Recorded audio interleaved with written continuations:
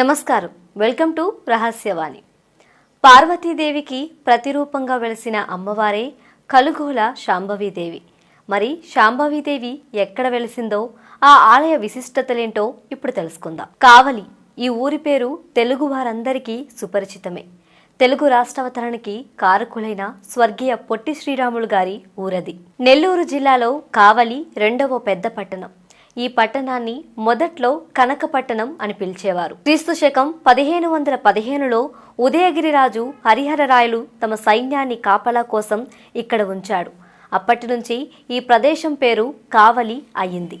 బంగాళాఖాతానికి 8 కిలోమీటర్ల దూరంలో ఉన్న ఈ పట్టణం హోల్సేల్ బట్టల వ్యాపారానికి, వ్యవసాయానికే కాదు పురాతన ఆలయాలకి కూడా ప్రసిద్ధి చెందింది. వాటిలో ఒకటి కావలివాసుల ఆరాధ్య దైవం కలుగోల శాంభవీదేవి ఆలయం. ఈ ఆలయంలో ఉన్న అమ్మవారి శాసనం ప్రకారం ఈ తల్లి సుమారు 500 సంవత్సరాల క్రితం కావలి మండలంలోని సర్వాయపాలెం గ్రామంలో రైతు రామరెడ్డి గారి కుటుంబంలో రాగులబుట్టలో వెలిసిందట. కలుగోల శాంభవీదేవి గ్రామంలో వారికి స్వప్నంలో కనిపించి తాను పార్వతీ వంశ అయిన శాంభవీదేవినని, తనని కోడికూత, రోకటిపోటు వినబడిని దూర ప్రాంతంలో ప్రతిష్ఠించమని చెప్పింది.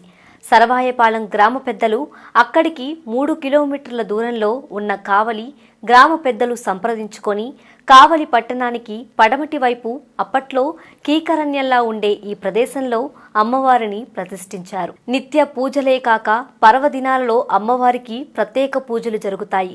12 సంవత్సరాలకు ఒకసారి తిరునాళ్లు జరుగుతుంది. ఈ తిరునాళ్ళకి లక్షల మందికి పైగా ప్రజలు హాజరవుతారు. ఇక్కడ జంతు బలులు కూడా జరుగుతాయి. అందుకని అర్చకులుగా విశ్వబ్రాహ్మణ కుటుంబం వారిని అష్టోత్తర, సహస్రనామ వగైరా నిత్య పూజలకు బ్రాహ్మణ పూజారులను నియమించారు. అత్యంత మహిమాన్వితురాలైన ఈ దేవి పార్వతీదేవి అంశాన్ని ప్రతీతి.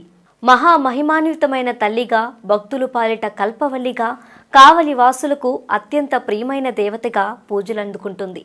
కావలిలో ఏమి చూడాలని ఎవరిని అడిగినా ముందుగా చెప్పేది శాంభవీదేవి ఆలయం పేరు. ఆలయం ఈ ప్రాంతంలో మాత్రమే దొరికే బొంతరాయితో నిర్మించబడిన బలిష్టమైన ఆలయం. ఆలయం లోపల ప్రదక్షిణ మార్గంలో అష్టదశ శక్తిపీఠాలు, దుర్గామాత స్వరూపాలు తెలిపే అందమైన రంగురంగుల విగ్రహాలు, వినాయకుడి ఉపాలయం ఉన్నాయి.